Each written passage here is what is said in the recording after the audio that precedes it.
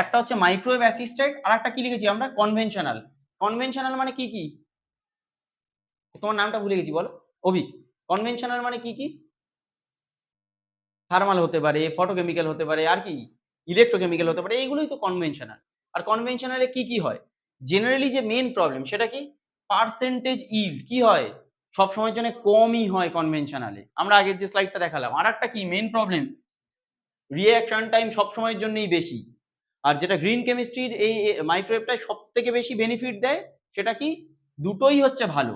একটা কি ইল্ড হচ্ছে বেশি আর রিঅ্যাকশন টাইম কি হয়? খুব কম। আমি যখন যেটা ৭২ ঘন্টা ধরে একটা রিঅ্যাকশন হচ্ছে, ৭২ ঘন্টা মানে কি ৩ দিন। আর সেখানে এই রিঅ্যাকশনটা কোথায় হয়েছে? ৫ মিনিটে হয়েছে। আমি বলছি না যে জাস্ট ফ্র্যাকশন অফ টাইম, মানে তোমার দেখারও সময় দেবে না যে রিঅ্যাকশন হয়ে যাবে। এতটা ফাস্ট এবং এতটা ইফেক্টিভ ও। শুধুমাত্র রিঅ্যাকশন হচ্ছে তা নয়, ইল্ড ও প্রচুর বেশি পরিমাণে হয়। সময়ও যেরকম আছে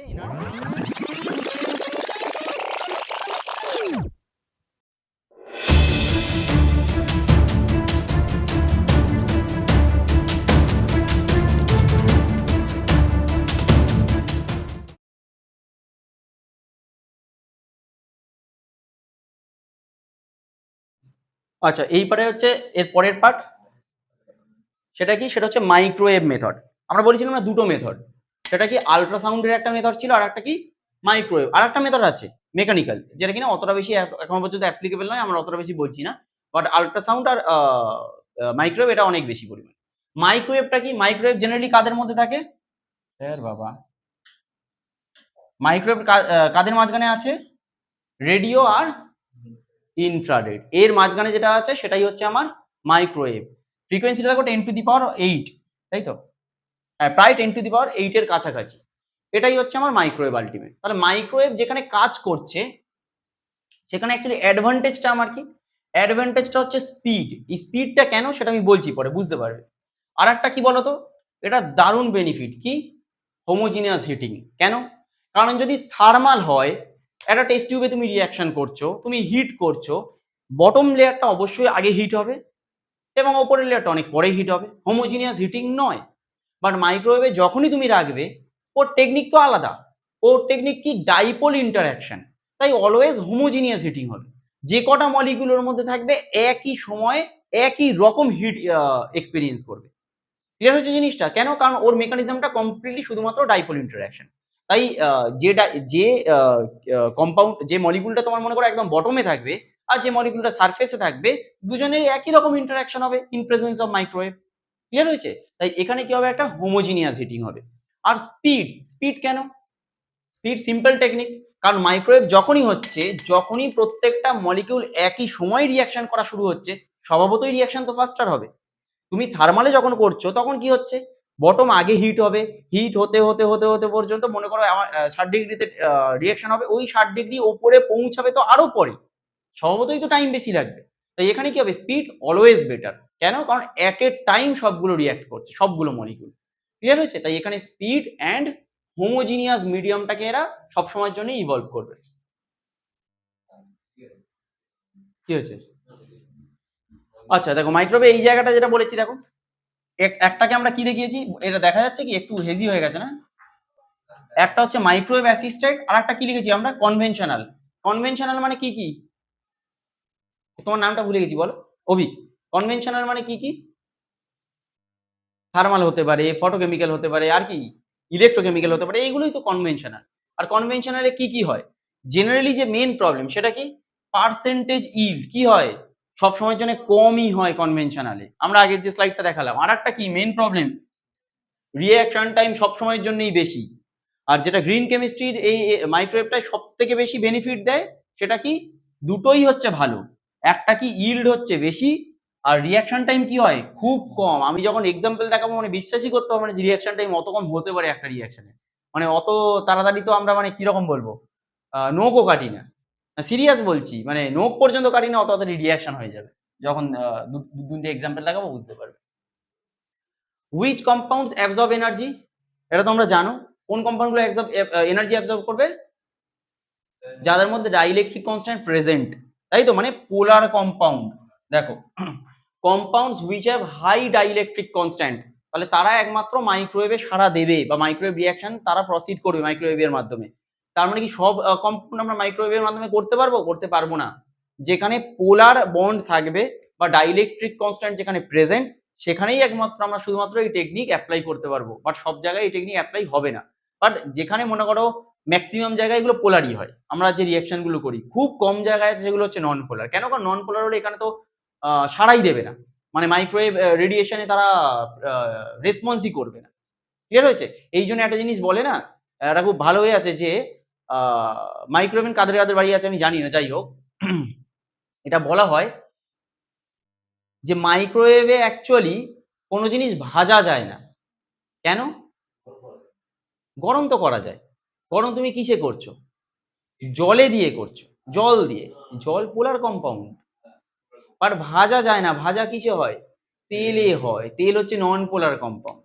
তাই মাইক্রোওয়েভ তেলকে গরম করতে পারে না। এই কনসেপ্টটা হচ্ছে এই কারণেই বলা হয়। যে ভাজা যায় না কেন? কারণ ওটা হচ্ছে তেলকে গরম করতে পারছে না, বাট জলকে গরম করতে পারছে।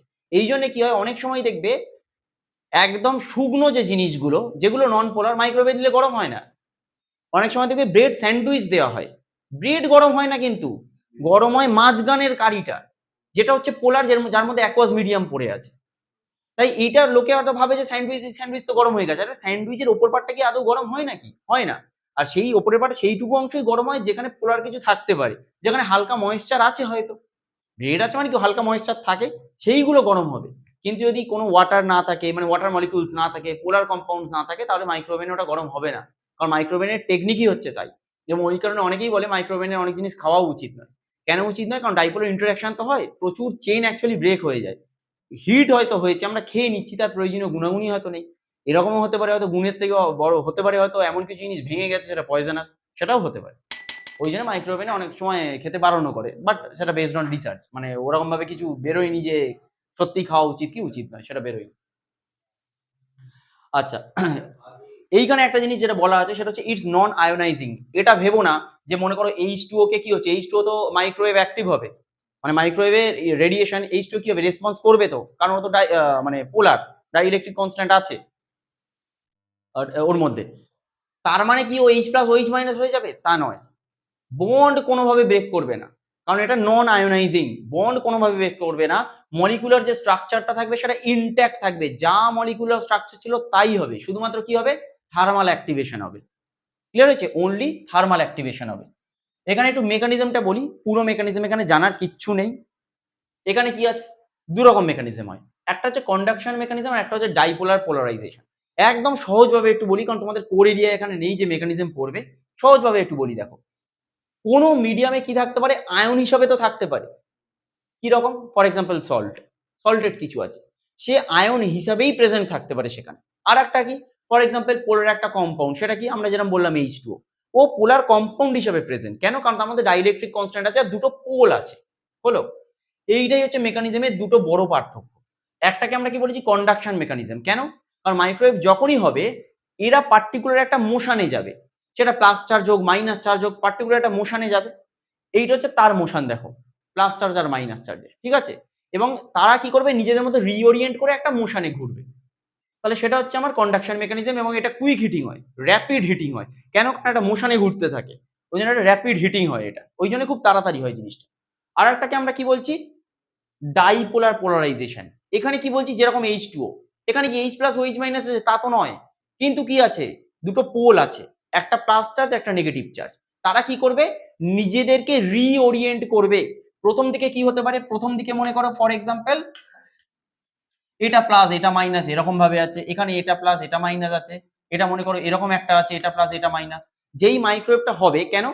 কারণ এটা তো ইলেক্ট্রোম্যাগনেটিক রেডিয়েশন একটা। একটা যেই ইলেক্ট্রোম্যাগনেটিক রেডিয়েশন হলো, এরা সবাই কি হবে? ওই based on that field reorient করবে। এই রিওরিয়েন্টেশনটা কি হবে? সব দিকে মানে একই দিকে একটা প্লাস আর একই দিকে একটা মাইনাস। এটাই হচ্ছে দুটো মেকানিজম, আর কিচ্ছু নয়। একটা হচ্ছে ফ্রি আয়নের মেকানিজম যেটাকে আমরা কি বলছি? Conduction mechanism. আরেকটা এখানে কি বলছি? ফ্রি আয়ন নয়। এটা ইটসেলফ একটা মলিকিউল হিসেবে আছে। তাহলে কি হবে? তার ডাইপোলটা একটা রিওরিয়েন্ট করবে, প্লাস গুলো একদিকে থাকবে আর মাইনাস গুলো একদিকে হবে, সেই হিসাবে তারা মোশন জেনারেট করছে।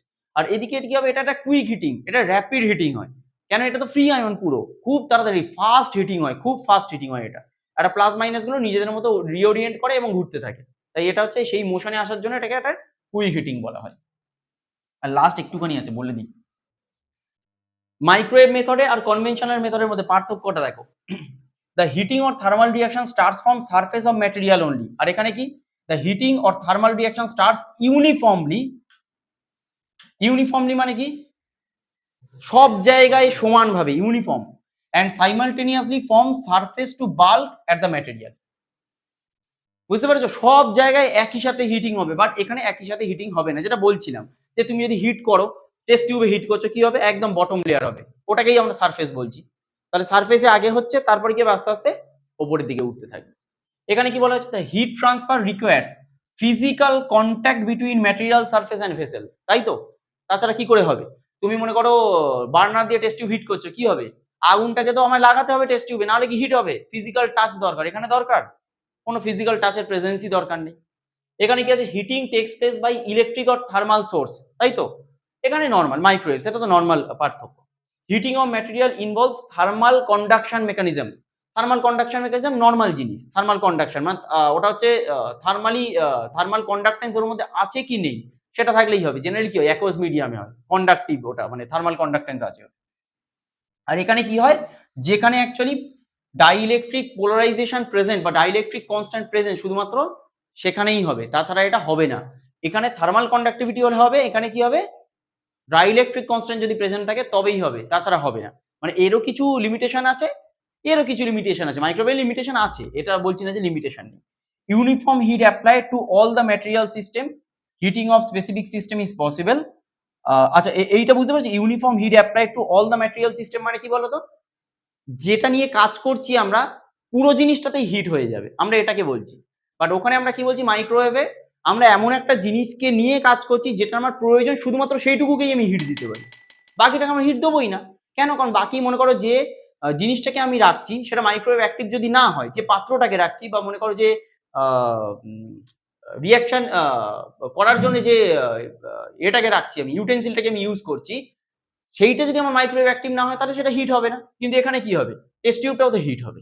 সেখানে বলছে যে পুরো সিস্টেমটা হিট হয়ে যাবে, বাট আমি এখানে স্পেসিফিক সিস্টেমটাকে চাইলে হিট করতে পারি, যেটুকু পোর্শন আমার প্রয়োজন আমি সেটুকুকেই চাইলে হিট করতে পারি। এটা হচ্ছে হায়ার হিটিং রেট, আমরা বলছি না যে স্পিডটা প্রচন্ড বেশি, আর এখানে হচ্ছে লোয়ার হিটিং রেট। এবারে আমি একটা এক্সাম্পল দেবো, জানি না এরপরে স্লাইডটা আছে কিনা। হ্যাঁ ঠিক আছে, একটা এক্সাম্পল দেবো, এই এক্সাম্পলটা দরকার আছে। আর মাইক্রোওয়েভের নোটেশনটা কি, আর এবারে বলো দেখি মাইক্রোওয়েভ নোটেশনটা কি হবে, প্রতীক বলতে পারবে। আমরা একটা আল্ট্রাসাউন্ডের নোটেশন করেছি, মাইক্রোওয়েভ নোটেশন কি হতে পারে বল?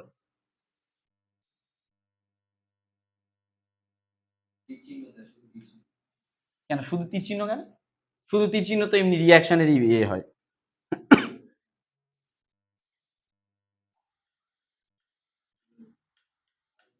সবকিছুর নোটেশন সব ওইরকম ভাবারও দরকার নেই, মাইক্রোওয়েভ নোটেশন শুধুমাত্র এম আর ডব্লিউ,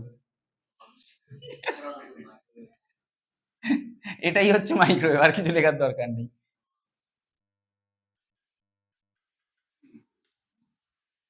ওই জন্য তো তোমাকে জিজ্ঞাসা করলাম, তুমি ভালো ভাবতে পারো।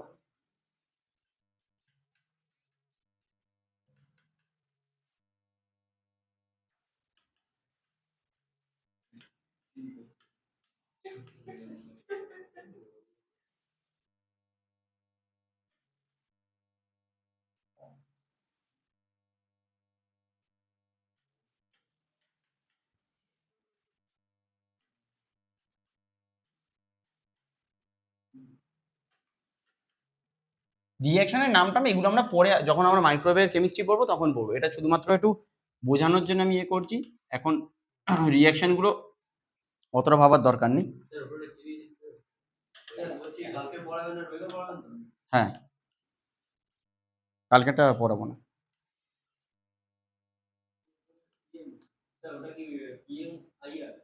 পিএমআইএম, পিএমআইএম ব্র্যাকেট দিয়ে হচ্ছে বিআর আছে, ব্রোমাইড। আরে না, রিঅ্যাকশন তুমি এখন লেখো না, আমি বলে দেবো এগুলো। এখন তো এগুলো রিঅ্যাকশন গুলো হচ্ছে না, শুধুমাত্র বোঝানোর জন্য আমি বলছি।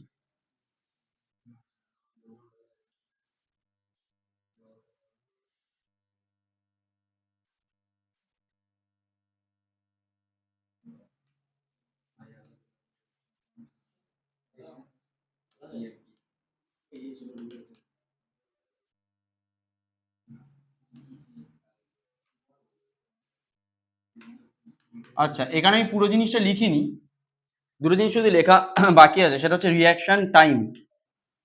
একটা গেস করো দেখি কত টাইম হতে পারে প্রথম রিঅ্যাকশনটা।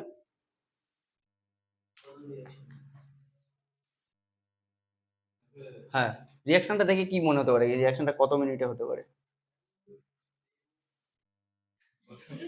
যা পারছে বলে যাচ্ছে। প্রথমে 1 মিনিট বললো, তারপরে 10 মিনিট বলছে, 10 গুণ, 100 মিনিট বলো। আচ্ছা, 1.5 মিনিট বলো। হ্যাঁ, আমার তো পুয়ার এমনিও। তোমার অ্যাকচুয়ালি কমে গেছে কেন তোমার কথা শুনে? এফেক্টস, হ্যাঁ, অ্যাডভার্স এফেক্ট। বলো। এটা হয় অ্যাকচুয়ালি 3 থেকে 5 মিনিটে, আর এটা হয় 2 মিনিটে। এটা অ্যাকচুয়ালি দেখালে অতটা বেশি সিগনিফিকেন্ট নাও হতে পারে। এরপর আর দুটো এক্সাম্পল দেখাবো, অ্যাকচুয়ালি একটা কনভেনশনাল আর একটা হচ্ছে মাইক্রোওয়েভে। তাহলে বুঝতে পারবে ডিফারেন্সটা কতটা বেশি। অ্যাকচুয়ালি রিঅ্যাকশন গুলো প্রচুর সময় লাগে, মানে সময় মানে প্রচুর সময়।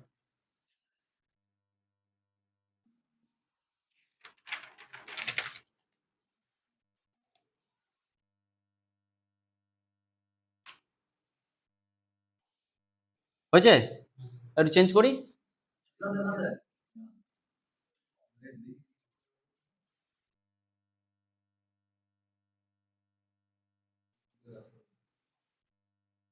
একটু তাড়াতাড়ি করো, তোমায় তো আবার 6:30টায় ট্রেন।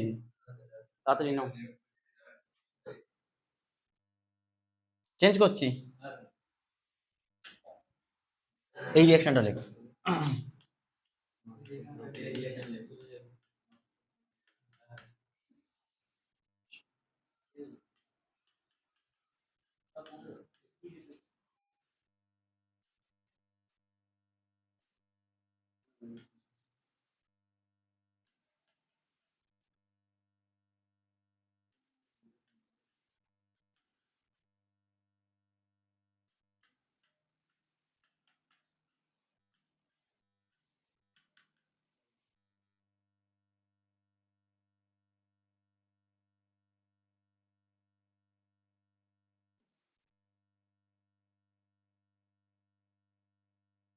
হুম, হুম, হুম, হুম। আচ্ছা, এটা লিখো না, দাঁড়াও। একটু না, এটা লিখো না। অন্য একটা রিঅ্যাকশন লিখে ফেলেছো? একটুখানি দাঁড়াও।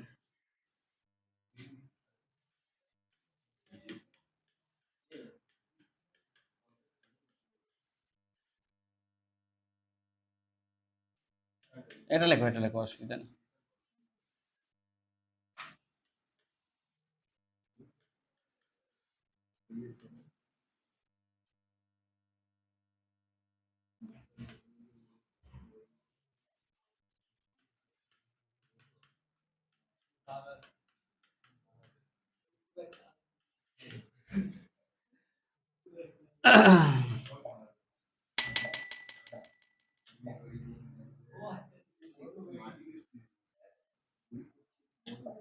আচ্ছা দেখো, এটা বুঝতে পারছো কি লেখা আছে?